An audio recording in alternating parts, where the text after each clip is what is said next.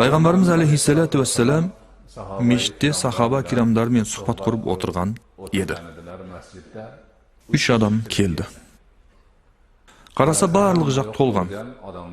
Адамдар шеңбер құрып, Расул Акрам алейхиссаламның мүбарак сөздеріне құлақ асып, ілім үйреніп жатыр. Әлгі 3 адамның біреуі батылдау екен, тез келді де, сол шеңбердің ішінен орын тауып отырды.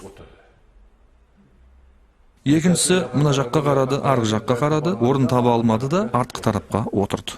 Үшіншісі қарап тұрып, орын жоқ екен деп кері айналып шығып кетті. Расул Акрам алейхиссалату вассалам ілім сұхбатын бітіріп, соңына жеткенде, мен сіздерге ана 3 адамның хабарын айтайын ба? Деді. Сахабалар, иә, Алланың Расулы, олардың хабарын айтыңыз, деді. Олардың ішіндегі топқа кіргені өзінің ілімге бой ұрған еді. Алла оны қабыл етіп марапаттады. Екіншісі ұялып артта отырып қалған еді, Алла да одан ұялды, деді. Үшіншісі бұрылып шығып кеткен еді, Алла да өзін одан бұрып алды, деді. Міне, ілімнің артықшылығы қаншама. Ілімге бой ұрған адамға Алла да өзі бұрылып, марапатын беріп, ол пендені әжір сауапқа бөлейді. Қайыр берекеге жеткізеді, жақсылыққа бөлейді.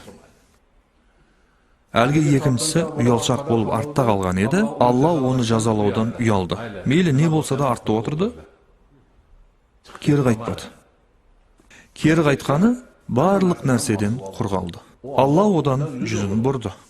Яғни, пенде үшін Алланың одан жүзін бұруынан асқан үлкен пәле жоқ, апат жоқ, арсыздық жоқ. Осындай әрекеттер адамды, мүмин мұсылмандарды ілімге қызықтырады. Міне, қазір сіздер келіп отырсыздар. Мақсаттарыңыз намаз оқу, Алланың ғибадаты, Құран хатына қатысу, және осы сұхбаттан бір ауыз болса да ілім үйрену. Сіздер сол әлгі хадистерде аяғының астына періштелер қанатын қойған деп келтірілген адамдардың үлгісі екендіктеріңіз. Аллаға ынтық болғандықтарыңыз үшін Алла рахмет назарын салып тұрған адам екендіктеріңіздің жарқын дәлелі. Мұны біреу сіздерге ұнау үшін жағымпаздан айтып жатқан жоқ. Мұны 1500 жыл бұрын Алланың елшісі айтып қойған.